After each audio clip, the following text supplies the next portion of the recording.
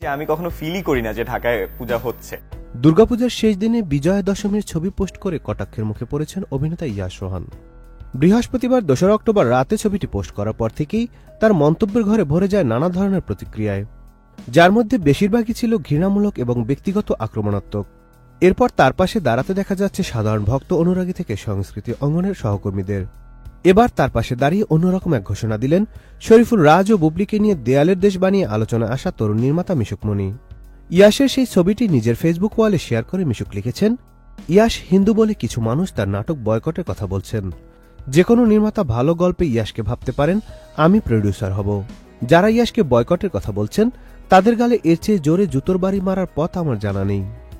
অভিনেতা আরশ খান ফেসবুকে পোস্ট করে লিখেছেন, ইয়াশ রোহান বাংলাদেশের অন্যতম অভিনেতা, যার অভিনয় ব্যক্তিত্ব উভয়ই আমার প্রিয়।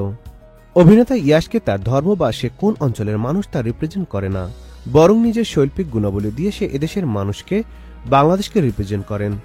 ধর্ম যার যার, দেশ সবার। কেসারেন শেকড় থেকে শিখরে। নাম উল্লেখ না করে অভিনেত্রী মেহজাবিন চৌধুরী লিখেছেন, কারো পোস্টে বাজে মন্তব্য করা, স্ল্যাং ব্যবহার করা অথবা ভুয়া প্রোফাইল দিয়ে কথা বলা আপনাকে সাহসী প্রমাণ করে না, বরং এটা আপনার নিচু মানসিকতাকে প্রকাশ করে এবং আপনি আসলে কেমন মানুষ সেটাই দেখায়। এত ঘৃণা আর অপরাধবোধ নিয়ে কিভাবে রাতে ঘুমাতে যান? নির্মাতা মোস্তফা কামাল রাজ লিখেছেন, আমরা জাতি হিসেবে ধীরে ধীরে তেতো হয়ে যাচ্ছি। ফেসবুকের কমেন্ট সেকশনে সুযোগ পেলে একে অপরকে হেয় করার প্রতিযোগিতা দেখা যায়। মাঝে মাঝে মনে হয় যারা এসব বাজে কমেন্ট করে তাদের বোধহয় মা বোন বলে কেউ নেই। ইয়াশ রোহান টিভি নাটকে নিয়মিত অভিনয়শিল্পী। গিয়াসউদ্দিন সেলিমের পরিচালনায় পরিমণির বিপরীতে স্বপ্নজাল দিয়ে শুরু হয় তার চলচ্চিত্র যাত্রা। তার বাবা নরেশ ভূঁইয়া এবং মা শিল্পী সরকার অপু দীর্ঘদিন ধরে অভিনয় করছেন। শিল্পী পরিবার হিসেবে প্রায় সব শ্রেণীর দর্শকের কাছে সমাদৃত তারা।